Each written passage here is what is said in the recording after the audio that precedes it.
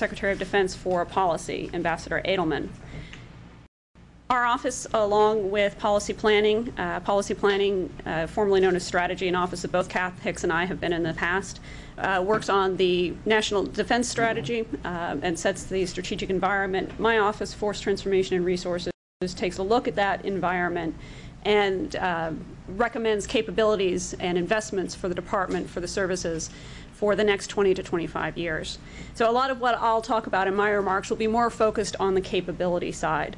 I should mention that most of my background with the department has been in counterterrorism policy, special operations policy. I did have some time in the strategy and policy planning office, but coming to this office, particularly since this office itself is relatively new, is a relatively new topic for me. I am not quite a veteran of the QDR. I recognize some of the people around here who are veterans of previous QDRs and all of the passionate fighting that goes into it. I would say I'm a QDR flirt.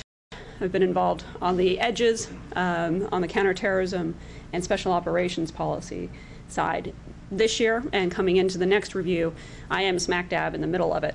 At least right now, the new administration may have different opinions, especially since my remarks are on the record today. Unfortunately, I will not be able to stay for the entire seminar. I was looking forward to hearing some of the other speakers, but Colonel Rod Zastro from our office is here.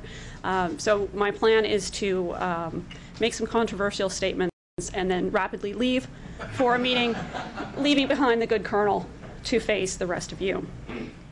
That said, the 2006 QDR, I think, was a watermark for QDR evolution.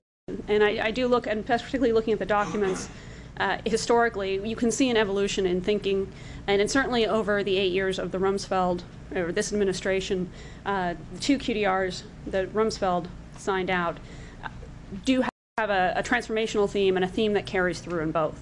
In fact, one of the themes that was striking, again, looking at these, is the idea in the 2006 QDR of a continual QDR. The fact that the services have stood up QDR offices, I think, is indicative of the fact that the department no longer does a one-year review, publishes a report, and then moves on.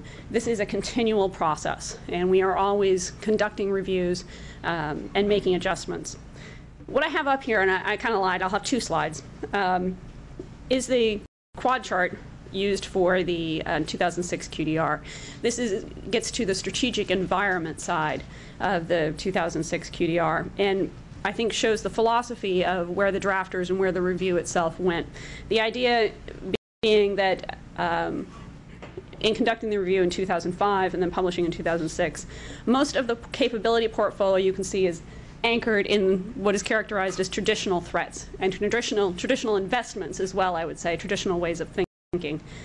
The emphasis of the 2006 QDR was not to push all of investment into irregular, catastrophic, or disruptive technologies and investment, rather to get it closer to that center point and have a better balanced portfolio.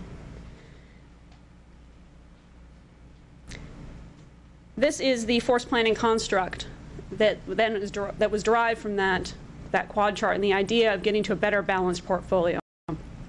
It is remarkably different from past force planning constructs, notably in that I think the past ones normally had a numerical value, a 1-4-2-1, that is, swiftly defeat one, or and I think there was one of swiftly defeat and hold, near simultaneous. This takes a very different approach, and I think one that's been criticized in some areas for being too vague, criticized in other areas for being too stringent on some things and shifting too far in favor of irregular. I think the being too loose or being too vague critique has some merit, in that it is very difficult to look at this, I think, and look at steady state and look at surge and then figure out how you size a force. However, the intent is not from this picture to be able to look at it and size your force and plan for the next 25 years. This is just really a graphic depiction of where the thinking was going. And I would say that this is an attempt to correct some of the errors that I think in 2005 people had looked back at past QDRs and seen, and one of those was the idea that in the past QDR drafters, and as we will be challenged in the next year, were challenged by two things. getting the strategic environment right. That is, anticipating and understanding what is likely to happen in the future and then planning accordingly. And the second challenge is connecting your programs to that strategy. So this force planning construct was an attempt to say, we don't know the future, but we know that the current steady state is going to require deterrence globally, transnationally, regionally, in homeland defense, irregular warfare, and conventional campaign. And we understand that there will be surge efforts in the future that will have to apply resources, will have to apply force to particular conflicts or stability situations.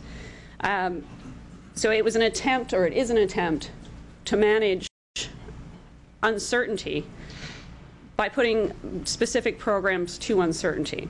So that's where I think this construct gets the most criticism. I think if someone characterized it, and I think it's a good characterization, that the bottom-up review provided a force planning construct